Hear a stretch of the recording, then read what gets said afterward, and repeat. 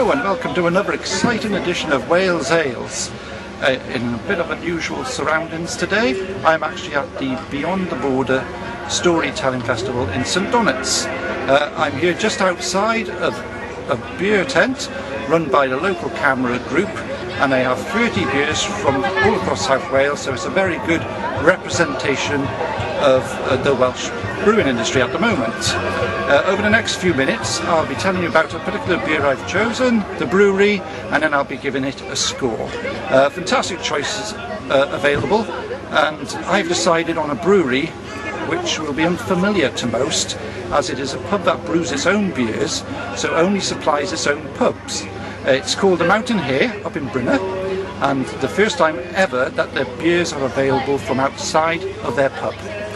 Now, the brewer is a self-taught brewer and licensee called Paul Jones, and he began brewing on his own site back in 2014 in the popular community pub in Brynner just outside of Pencoed. There's always one of two of his beers he brews available, and they alternate regularly. Such an impressive pub that it's been in a good beer guide for 10 consecutive years. The first beer I'm trying is called the Mountaineers Go. It's 4.1%, and as you can see, as the name suggests, it's a golden ale. Logically, it was the first beer they called, so they logically called it First Gold. A simple malt grist is combined with 3 hops to produce a refreshing, smooth, moorish beer with a distinct hoppy bitterness and slight hint of citrus. Now, if we have a look at that, typical of the golden style, it's quite clear, lightly carbonated with a small head. It's got hints of citrus to it, and yes, very typical of the style. It's a hoppy golden beer. I'm detecting a biscuit malt flavour coming through. Yes, a very citrus fruit flavour underscored by a hoppy bitterness. It's quite light-bodied, so quite thirst quenching. So on a nice summer's day, that would be very nice. Yes, and a nice, long, lingering aftertaste to it as well. So that was Mountaineers Go. Very nice. Now, I mentioned that they do 2 brews. So the second one is called Shores IPA. So here it is. So as you can see, it's an IPA, but it's slightly deeper in colour than a common pale ale.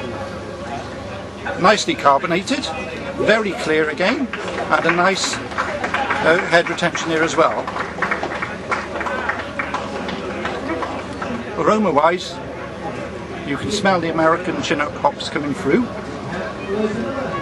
Quite a nice strong aroma.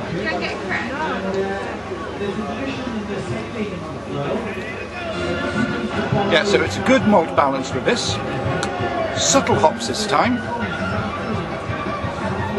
producing a slightly spicy character. Quite a creamy, smooth body to it. And it's quite light and balanced. It's coming over as quite spicy in the aftertaste. So a spicy, peppery hop character there. Quite nice and long lingering, really.